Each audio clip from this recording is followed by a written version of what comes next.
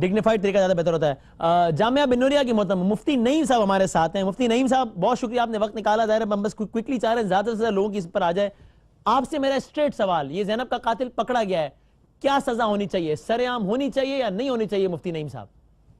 اگر یہ طے ہو جائے کہ قاتل ہے تو طے ہونے کے بعد پھر اس کو سزا دینا ایک لمحے بھی دیر نہیں کرنی چاہیے.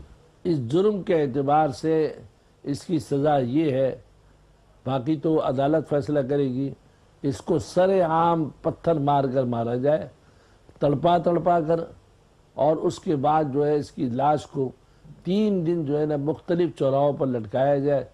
یہ معمولی جرم نہیں ہے، اور اگر حکومت نے اس معاملے کے اندر لیت و لال سے کام لیا تو نتیجہ یہ ہوگا کہ ہر آدمی کا بچہ اور بچی غیر محفوظ ہوگی. مجھے جو اندازہ ہو رہا ہے کہ حکومت جو ہے اس میں سنجیدہ نہیں ہے، صرف عوام کے غصے کو ٹھنڈا کرنے کے لیے اس طرح اعلان کر دیا ہے.